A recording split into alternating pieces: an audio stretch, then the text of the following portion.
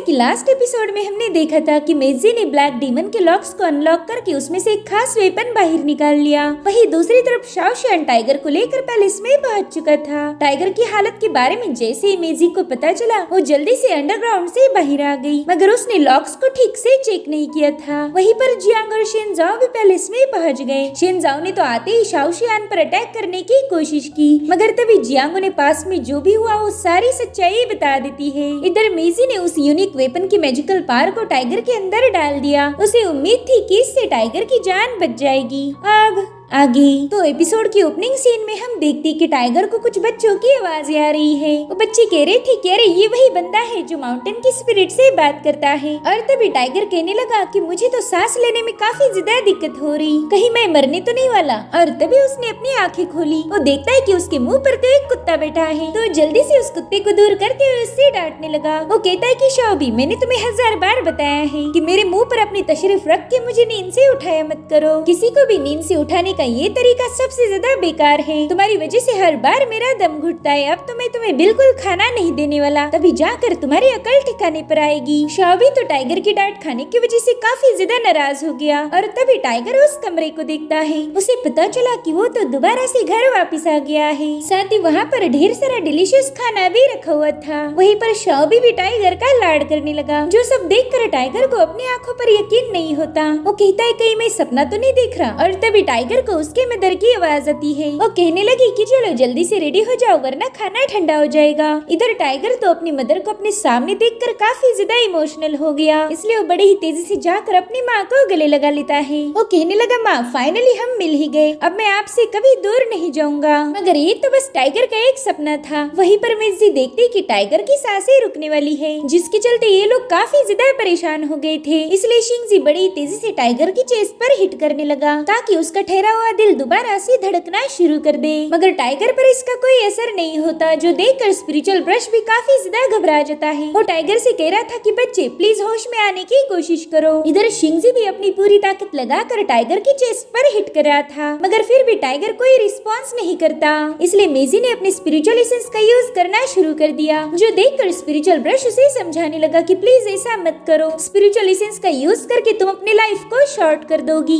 जिस पर मेजी जवाब देते हुए कहने लगी कि मैं तो एक इमॉर्टल बुढ़िया हूँ, भला मेरे लिए लंबी लाइफ क्या मायने रखती होगी। अच्छा होगा कि मेरी जिंदगी की कुछ साल कम हो जाए। और अब उसने अपना सारा स्पिरिचुअल एसेंस टाइगर की बॉडी में डालना शुरू कर दिया, जिससे वो रूम पूरी तरह से शेक हो रहा था। वो कहने लगी कि हम 500 सालों से इसी बंदे का इंतजार कर रहे थे, इसलिए इस बार तो हम बिल्कुल फेल नहीं हो सकते। हम देख पाते हैं कि मेजी का स्पिरिचुअल एसेंस काफी ज्यादा स्ट्रॉन्ग है, जिससे कमरे में रखी हुई सारी चीजों पर क्रैक्स पड़ रहे थे। और फाइनली वहाँ पर स्पिरिचुअल एनर्जी का एक बहुत बड़ा ब्लास्ट हो गया। वहीं दूसरी तरफ अंडरग्राउंड में कैद किया हुआ डीमन बाहर निकलने की कोशिश कर रहा था। पिछली बार मेजी गलती से इस लॉक को सील करना भूल गई थी, और इसी का फायदा वो डीमन उठा लेता है। अब उसने बड़ी चालाकी के साथ उस लॉक को ब्रेक कर दिया। उस एक लॉक के निकलते ही बाकी के सारे लॉक अपने आप हटने लगे, और फाइनली 500 सालों बाद उस डीमन ने खुद को आजाद कर लिया। अब इस दुनिया की तबाही उसका मकसद था। इधर स्पिरिचुअल ब्रश चेक करता है कि टाइगर की बॉडी कोई रिस्पॉन्स नहीं कर रही। मेजी की स्पिरिचुअल एसेंस का भी उस पर कोई असर नहीं हुआ था,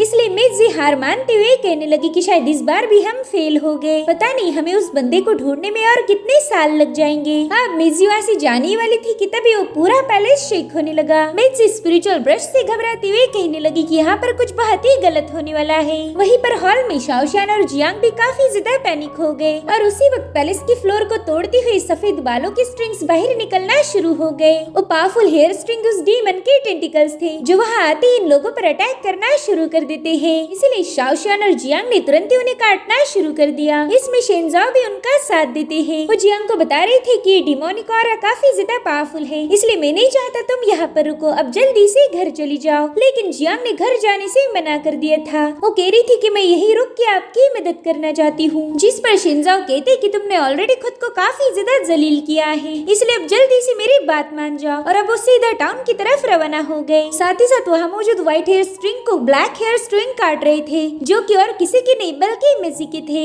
शाओशियान उससे पूछता है कि फिर आखिर व्हाइट हेयर किसके हैं, जिस पर वो कहती है कि बच्चे ये एक लंबी कहानी है, अगर शॉर्ट में बताऊं तो हम मुसीबत में हैं। तभी टाइगर उससे पूछता है कि मेरे दोस्त का क्या आपने उसे बचा लिया, जिस पर वो कहती कि मैंने अपना बेच दिया। लेकिन टाइगर की बॉडी कोई रिस्पॉन्ड नहीं कर रही, जो सुनकर शाओशियान काफी ज्यादा घबरा गया था। अब उसने सीधा टाइगर की तरफ दौड़ लगा दी। साथ ही हम देख पाते हैं कि डीमन के टेंटिकल्स ने मेजी के इन को पूरी तरह से डिस्ट्रॉय करके और बाहर आ गए थे। और ये नजारा देखकर तो टाउन के लोग काफी ज्यादा घबरा गए, तो वो लोग अपनी जान बचाने के लिए जल्दी से वहाँ से भागना शुरू कर देते हैं। लेकिन उस डीमन के चुंगल से कोई भी बच नहीं सकता। और डीमन बड़ी तेजी के साथ अपने बालों की मदद से उन लोगों को ट्रैप कर रहा था, जो देखकर लोग काफी ज्यादा घबरा गए। वो कह रहे थे कि वैसे तो हमारे टाउन में ढेर सारे डीमन हंटर्स हैं, वो लोग तो दिन भर इसी टाउन में पड़े रहते हैं, लेकिन आज जब हमें उनकी जरूरत है तो वो लोग गायब हो चुके हैं। मगर तभी हम वहाँ पर एक डीमन मास्टर को देखते हैं, जो कि अपनी फायर पावर को एक्टिवेट करते हुए टाउन में पहुँच चुका था।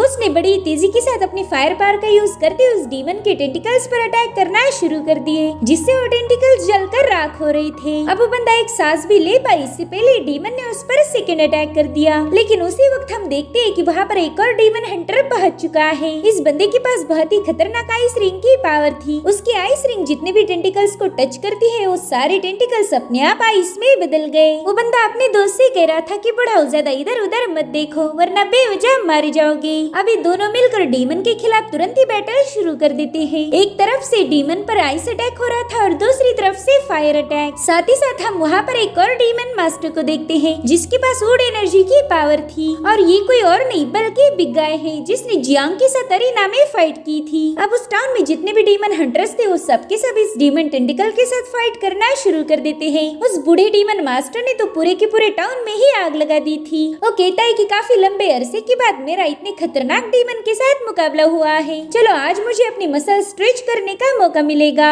जिस पर वो आइस रिंग वाला डीमन मास्टर कह रहा था कि तुम्हारी तो उम्र हो चुकी है, अगर ज्यादा मसल स्ट्रेच करोगे तो कमर टूट जाएगी। ये लोग तो हंसी मजाक करते हुए उस डीमन का मुकाबला कर रहे थे। और तभी हम देखते कि वहाँ पर दो और मास्टर्स पहुंच चुके हैं। और थोड़ी देर में उन्हें पता चला कि उनका मुकाबला किसी ऑर्डिनरी डीमन से नहीं, बल्कि डीमन लॉर्ड रेल्म पर ब्रेक थ्रू किए हुए डीमन के साथ हो रहा है। यानी कि इस डीमन में हजारों साल की शक्तियाँ थी। वो कहते ठीक है, चलो अब तुम्हारी जितनी भी पावर है वो लेकर हमारे सामने आ जाओ। हालांकि इन सबको पता था कि आज इस डीमन के साथ फाइट करते वक्त उनकी मौत पक्की है, मगर फिर भी वो लोग पीछे नहीं हटते। वहीं दूसरी तरफ हम देख पाते हैं कि जियांग भागते हुए टाइगर के पास पहुंच चुकी है। वो देखते हैं कि शाओशियान और स्पिरिचुअल ब्रश काफी ज्यादा मायूस थे। उनके चेहरे पर साफ लिखा हुआ था कि टाइगर अब जिंदा नहीं बच सकता। वहीं पर स्पिरिचुअल ब्रश जियांग को वहाँ देखकर काफी ज्यादा चौंक गया। उससे पूछने लगा कि बच्ची, तुम जाओ क्लैन से बिलोंग करती हो ना? जिस पर वो कहती हाँ, और प्लीज मुझे बताए कि मैं टाइगर की मदद कैसे कर सकती हूँ। अगर उसे कुछ हो गया तो मैं खुद को कभी माफ नहीं कर पाऊंगी। तभी स्पिरिचुअल ब्रश उसे बताने लगा कि तुम्हारे जाओ क्लैन के पास एक सीक्रेट मेथड है, जिसका नाम है लिंग्यान फ्लैश। क्या तुम उसका यूज कर सकती हो? तो जियांग ने तुरंत ही अपने टैलिस्मान निकालते हुए टाइगर की बॉडी पर एक टैलिस्मान चिपका दिया। साथ ही वो एक टैलिस्मान के जरिए टाइगर के सोल से कांटेक्ट करने की कोशिश कर रही थी, मगर उसका ये अटेम्प्ट पूरी तरह से फेल हो गया। वो कह रही थी कि टाइगर के सारे वाइटल साइन जा चुके हैं। साथ ही साथ मुझे टाइगर की बॉडी में एक स्पेशल फोर्स महसूस हुई। उसने टाइगर की बॉडी को कम्प्लीटली अपने कब्जे में लेते हुए वहाँ पर एक पावरफुल बैरियर क्रिएट कर दिया है, और उसी बैरियर के अंदर टाइगर की सोल कैद है।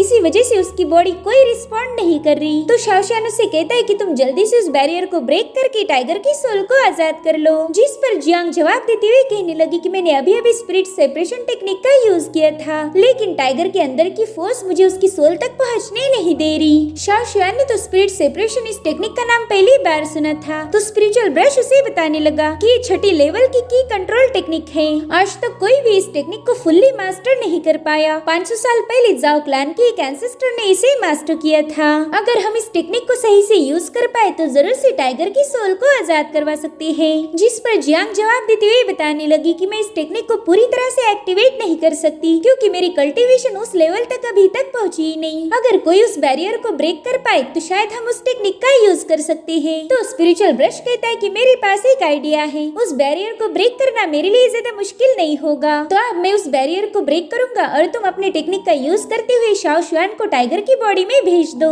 इस तरह से हम टाइगर को बचा पाएंगे। वैसे भी शाओशियान की सोल स्पिरिचुअली मेरे साथ कनेक्टेड है, तो बैरियर की चिंता बिल्कुल भी मत करो। साथ ही साथ शाओ शुआन को बता रहे थे कि तुम्हें बस टाइगर की बॉडी में जाकर उसकी सोल को आजाद करना है, लेकिन ये काम तुम्हें जल्दी से करना होगा क्योंकि जियांग उस टेक्निक को ज्यादा देर तक होल्ड नहीं कर सकती। अगर तुम समय रहते वापस आ गए तो ठीक, वरना तुम्हारी सोल भी टाइगर की सोल के साथ डिस्ट्रॉय हो जाएगी। अब फैसला तुम्हें करना है, क्या तुम टाइगर के लिए अपनी जान दांव पर लगा सकते हो? जिस पर शाओ शुआन कहने लगा कि शेनजाओ ने उस स्पीयर का अटैक मुझ पर किया था, लेकिन टाइगर ने बीच में आकर मेरी जान बचा ली। मेरी ही वजह से फिलहाल टाइगर इस हालत में है, इसलिए मुझे कुछ भी करके उसे बचाना ही होगा। जिसके बाद शाओ शुआन टाइगर की पीठ से पीठ लगाकर बैठ जाता है। जियांग उससे कह रही थी कि मेरे पास बहुत कम वक्त रहेगा, तो उतने ही समय में तुम्हें टाइगर की सोल को आजाद करके बाहर लाना ही होगा, वरना हम तुम दोनों को खो देंगे। जिस पर शाओ शुआन जवाब देते हुए कहने लगा कि मैं टाइगर को बचाने की पूरी कोशिश करूंगा, अब जल्दी से इस टेक्निक को एक्टिवेट कर दो। तो जियांग ने जल्दी से अपने 2 टैलिस्मान बाहर निकालते हुए शाओ शुआन और टाइगर के माथे पर लगा दिए और अब वो लिंगियन फ्लैश टेक्निक को एक्टिवेट कर देती है।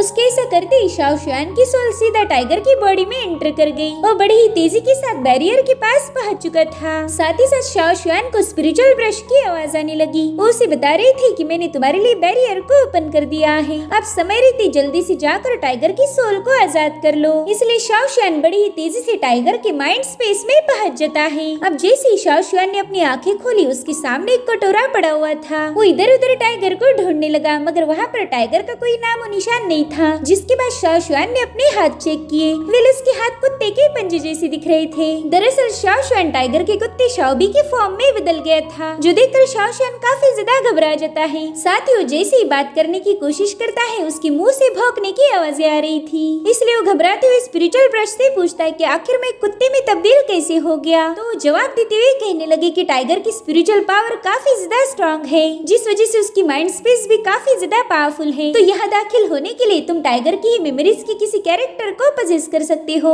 जो कि तुमने शाओबी का किया। ये सब सुनकर तो शाओ शुआन काफी ज्यादा बौखला गया। अब वो अपनी पूंछ को पकड़ने के लिए गोल गोल घूमने लगता है और उसकी नौटंकी देखकर स्पिरिचुअल ब्रश उस पर चिल्लाने लगे। वो कह रही थी कि तुम अपनी पूंछ को बाद में पकड़ लेना, पहले जाकर टाइगर को आजाद करो। इसलिए शाओ शुआन भी तुरंत ही काम पर लग जाता है। उसने टाइगर की तलाश शुरू कर दी थी। वो जल्दी से टाइगर के घर में दाखिल होता है और वहाँ का नजारा देखकर शाओ शुआन काफी ज्यादा शॉक हो गया। गाइस, टाइगर ने जिसे अपनी माँ समझकर गले लगाया था, उसकी माँ ना होकर एक खतरनाक डीमन थी। उसने टाइगर को पूरी तरह से जकड़ते हुए अपने गले से लगाकर रखा हुआ था, जिसके बाद उस शाओ शुआन को बड़ी इवल तरीके से घूरने लगी। इसलिए शाओ शुआन तुरंत इस डीमन के बारे में स्पिरिचुअल ब्रश को इन्फॉर्म कर देता है। वहीं दूसरी तरफ हम मिर्जी को देखते हैं, जो कि शिंगजी को लेकर बड़ी ही तेजी से अंडरग्राउंड की तरफ आगे बढ़ रही थी। वहीं पर वो डीमन उसे रोकने की पूरी कोशिश कर रहा था, मगर मिर्जी ने अपने पावरफुल स्लैश अटैक का यूज करते हुए उसके सारे व्हाइट हेयर स्ट्रिंग को काट दिया और अब वो दोनों फाइनली अंडरग्राउंड के बैरियर के पास पहुंच चुके थे। ये लोग देख पाते कि उस डीमन ने बैरियर को ब्रेक कर दिया है और अब वो पूरे शहर में फैल चुका था। शिंगजी तो ये नजारा देखकर काफी ज्यादा डर गया। अब उसे ये समझ नहीं आ रहा था कि आखिर मेजी इस डीमन को कंट्रोल कैसे कर पाएगी। मेजी के पास तो अब वो वेपन भी नहीं था जिसका यूज करके उसने 500 सालों पहले इस डीमन को कैद किया था।